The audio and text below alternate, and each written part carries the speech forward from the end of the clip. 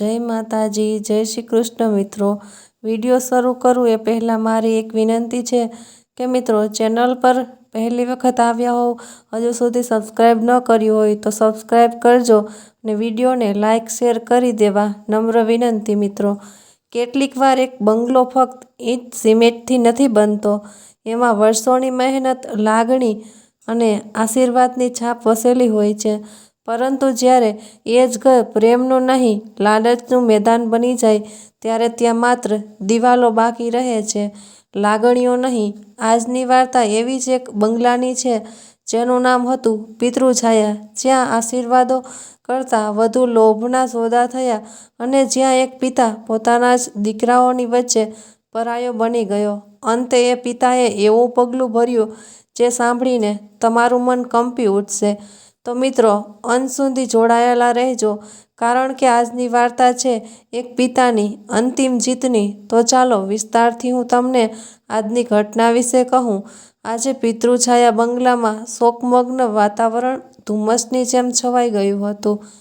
બંગલાના વિશાળ પ્રાંગણમાં વસંતરાયનો હાર ચડાવેલો ફોટો ટેબલ પર રાખવામાં આવ્યો હતો।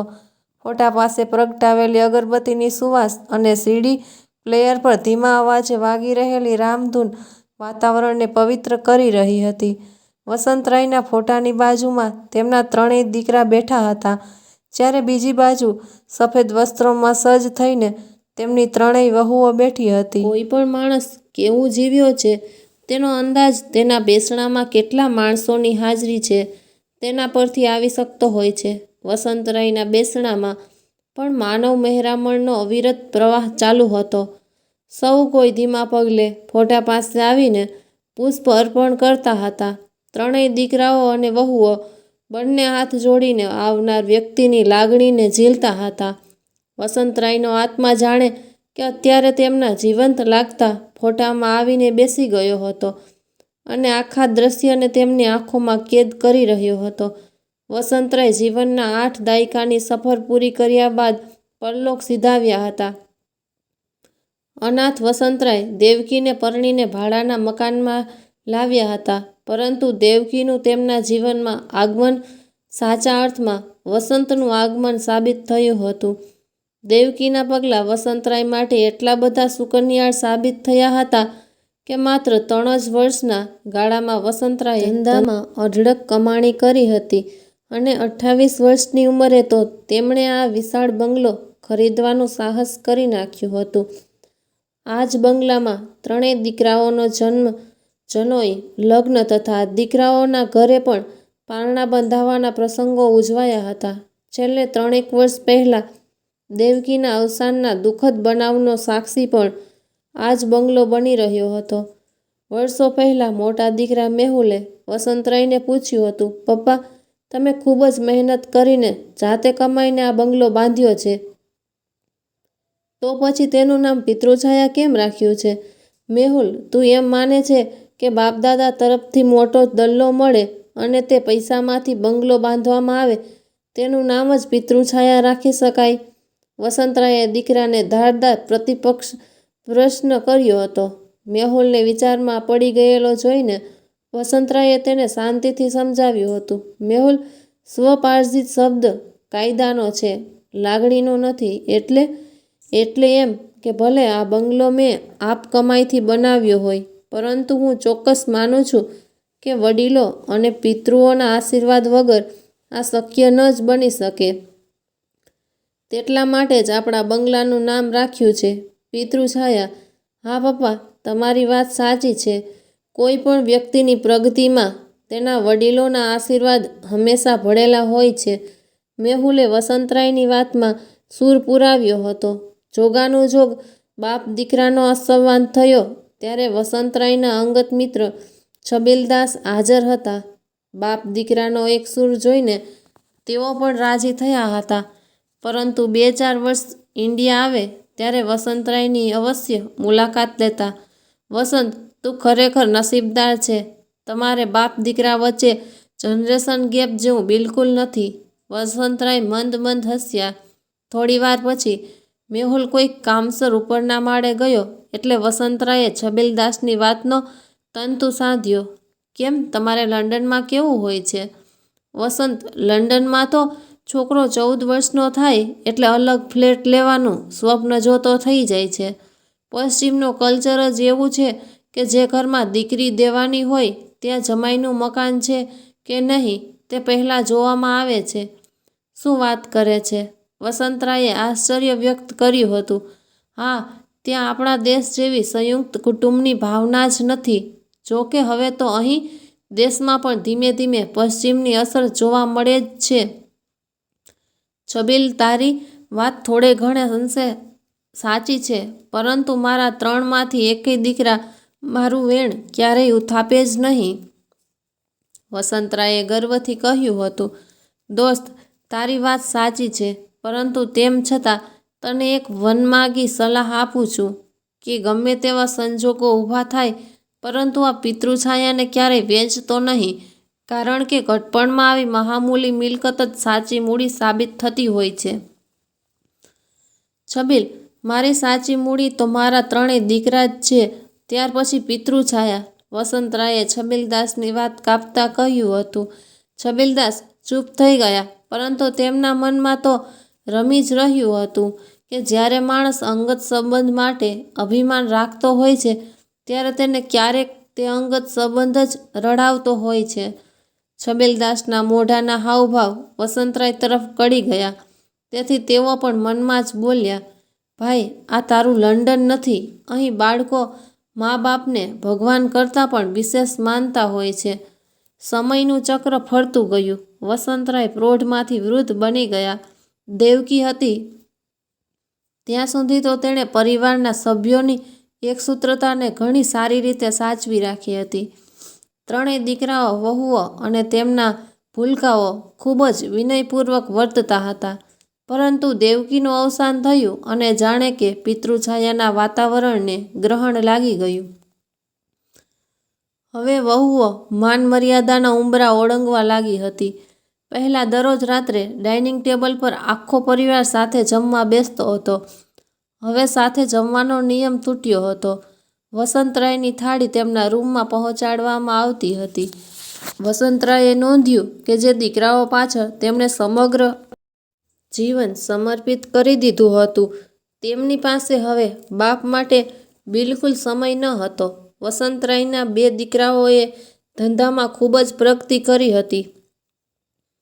જ્યારે એક દીકરો શહેરની જાણીતી ફર્મમાં ઉચ્ચ હોદ્દા પર હતો. એકાએક વસંતરાયને મોતિયાનું ઓપરેશન કરાવવાનું થયું. 3ય દીકરાઓના સમયના અભાવે ઓપરેશન પાછું ઠેલાતું જતું હતું. આખરે એકવાર કંટાળીને વસંતરાય ડ્રાઈવરને લઈને સીધા આંખના સર્જન પાસે પહોંચી ગયા. મોટી વહુને જાણ થઈ એટલે એણે તરત બધાને દવાખાને દોડાવ્યા અને સમય સચવાઈ ગયો હતો. વસંતરાય હવે ફક્ત નામના જ ઘરના વડીલ રહ્યા હતા. સમગ્ર પરિવારમાં તેઓ બિલકુલ હાંસિયામાં ધકેલાઈ ગયા હતા. ખાલીપો અને એકલતા જાણે કે તેમના અંગત સ્વજન બની ગયા હતા. પિતૃછાયા તેમના નામે હતો, તેથી હજુ દીકરાઓ તેમને થોડુંક માન આપતા હતા. જો કે બાપનું કોઈ પણ પ્રકારનું સૂચન માનવા માટે તેઓ હરગીજ તૈયાર નહોતા. 2 પેઢી વચ્ચેનો જનરેશન ગેપ મોટો થતો જતો હતો. બાપ સામે દલીલ કરવાના દીકરાઓ જન્મસિદ્ધ અધિકાર માનવા લાગ્યા હતા. એકવાર વચેટ દીકરો મનન કોઈક ગોળી લઈ રહ્યો હતો. કેમ મનન, તબિયત બરોબર નથી? વસંતરાયે સહાનુભૂતિપૂર્વક પૂછ્યું હતું. પપ્પા, બ્લડ પ્રેશરની ગોળી લઉં છું. લાઈફ એટલી બધી સ્ટ્રેસફુલ થઈ ગઈ છે કે વાત ના પૂછો. જો કે મારી ચિંતાનો તમને તો ક્યાંથી ખ્યાલ આવે? કેમ, તારે વળી શી ચિંતા છે? ભગવાનની કૃપાથી તારે તો નોકરી પણ સારી છે. મનન એકદમ ગુસ્સે થઈ ગયો. પપ્પા, શેની ચિંતા નથી તે પૂછો. મને એકલાને જ નહીં, 40એ પહોંચેલી કોઈ પણ વ્યક્તિને પૂછશો તો તે સ્ટ્રેસમાં જ જીવતો હશે. મનન, મને કંઈ સમજાયું નહીં. વસંતરાય આશ્ચર્યથી દીકરાને તાકી રહ્યા. હું તમને સમજાવું પપ્પા. નાનો દીકરો સ્પંદન તેના ભાઈ મનનની મદદ કરવા માટે વકીલની અદાથી આગળ આવીને બોલ્યો. નોકરી કરતા હોય તો બોસનું ટેન્શન, ધંધો કરતા હોય તો ઉઘરાણીનું ટેન્શન, બાળકો બોર્ડમાં ભણતા હોય તો રિઝલ્ટનું અને એડમિશનનું ટેન્શન, અને જો સંયુક્ત કુટુંબમાં રહેતા હોઈએ તો વડીલોના ઘટપણને સાચવવાનું વધારાનું ટેન્શન. નાનો દીકરો સ્પંદન વધારાનું ટેન્શન એવા હાવભાવ સાથે બોલ્યો કે જાણે તેને અત્યંત અણગમતી જવાબદારી વેઠારવી પડતી હોય. બસ દીકરા, તમારી આખી પેઢીની સમસ્યા મને સમજાઈ ગઈ, વસંતરાયે વાત પતાવવાના ઈરાદાથી કહ્યું. બંને દીકરાઓ વાત પતાવવાના મૂડમાં નહોતા. તેઓ તો તેમની આખી પેઢીનું પ્રતિનિધિત્વ કરવાના મૂડમાં આવી ગયા હતા. પપ્પા, અમારી પેઢીને જશ તો ક્યારેય મળે જ નહીં. જો મા બાપનું થોડુંક વધારે ધ્યાન રાખવા જઈએ તો માવડિયા કહેવાઈએ, અને જો પત્નીને સાચવવા જઈએ તો વહુઘેલા કહેવાઈએ. સ્પંદન અને મનનને એક સૂરમાં કહ્યું. બંને દીકરાઓનો આક્રોશ સાંભળીને વસંતરાયને છેલ્લા થોડા સમયથી વહુઓ દ્વારા થતી અવગણના યાદ આવી ગઈ. દીકરાઓ અત્યારે વહુઓની જ ભાષા જ બોલે છે તે વાત તેમના મનમાં સ્પષ્ટ થઈ ગઈ. વસંતરાયની આંખમાં આંસુના તોરણ બંધાયા. તેમનાથી સામેની દિવાલ પર લગાવેલ દેવકીના ફોટા સામે જોવાઈ ગયું.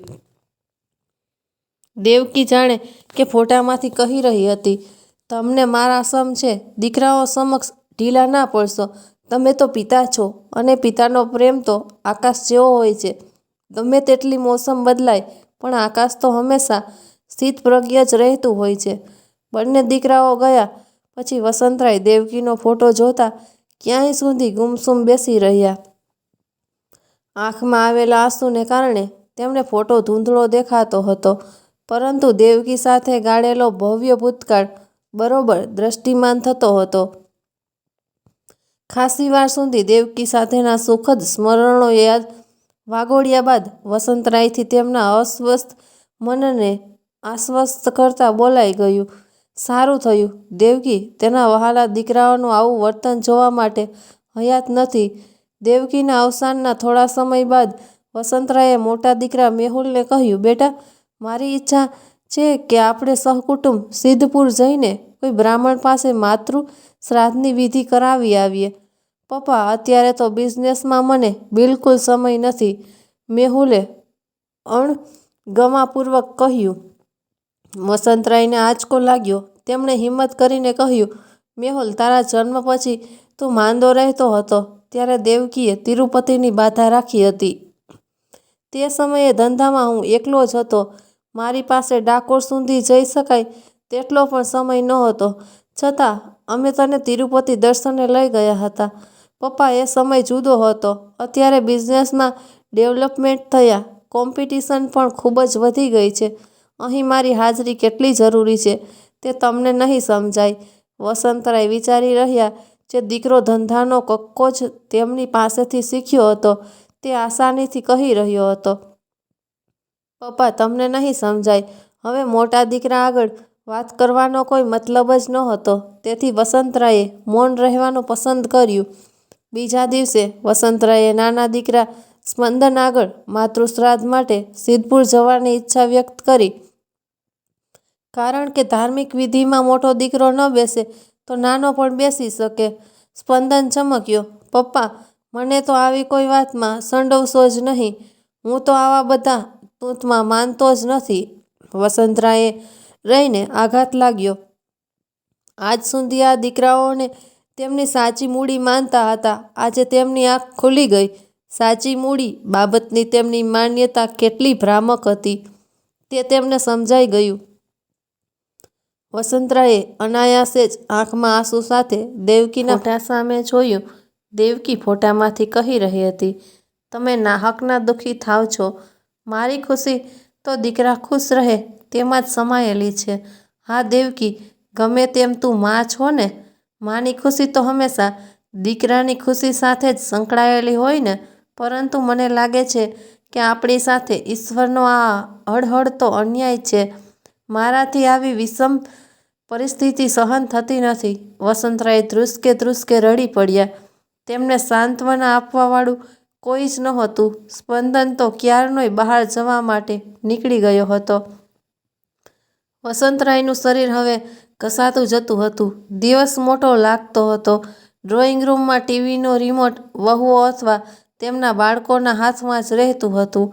તેથી વસંતરાય ભક્તિ ચેનલ જોવા માટે પણ અસમર્થ હતા. સમય પસાર કરવા માટે તેમની પાસે એક પણ વિકલ્પ નહોતો બચ્યો. પગ સાથ આપતા નહોતા. તેથી મોર્નિંગ વોક કે ઇવનિંગ વોકમાં જવાનું શક્ય નહોતું. વસંતરાયને જ્યારે વધારે ખાલીપો લાગે ત્યારે તેઓ દેવકીના ફોટા સાથે વાર્તાલાપ કરી લેતા. આજે રવિવાર હતો. ઘરના બધા સભ્યો વન ડે પિકનિકમાં ગયા હતા. વસંતરાયનો દેવકી સાથે વાર્તાલાપ ચાલુ હતો. દેવકી, દીકરાઓ એ વાત જ વિસરી ગયા છે કે ઘરમાં મોભી તરીકે બાપનું સ્થાન ક્યાં હોવું જોઈએ? દેવકીએ કોઈ જવાબ ના આપ્યો. વસંતરાયને ઉધરસ ચડી. તમે તમારી તબિયત સંભાળજો, કારણ કે મને લાગે છે કે તમે માંદા પડશો તો કોઈ તમારી ચાકરી કરવા માટે સમય નહીં ફાળવી શકે. દેવકીએ ધીમા અવાજે કહ્યું, હા, તારી વાત સાચી છે દેવકી, પણ એક વાત કહું? શું? દેવકીએ ફોટામાંથી પૂછ્યું. ત્રણેય વહુઓની સજાગતાને દાદ દેવી પડે તેમ છે. એટલે એમ કે ત્રણેય વહુઓ, તેમના પતિ અને બાળકો મારી સાથે હળે મળે નહીં તે બાબતે ખૂબ જ સજાગ છે. વૃદ્ધાવસ્થામાં આવી સમસ્યાનો સામનો કરવો પડશે તેવી તો મને કલ્પના જ નહોતી. મોડી રાત્રે પિકનિકમાંથી બધા પરત આવ્યા.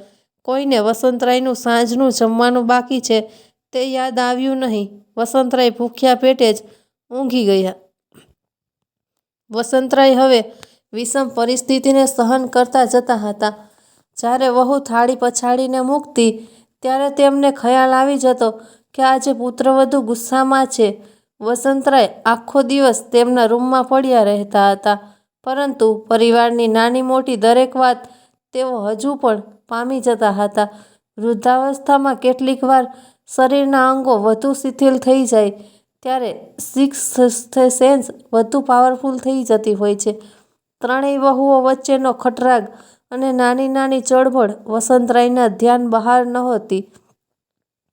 ત્રણેય વહુઓને હવે સ્વતંત્ર રીતે રહેવું હતું. તેથી તેમણે તેમના પતિ પાસે અલગ મકાન લેવાની જીદ પકડી હતી.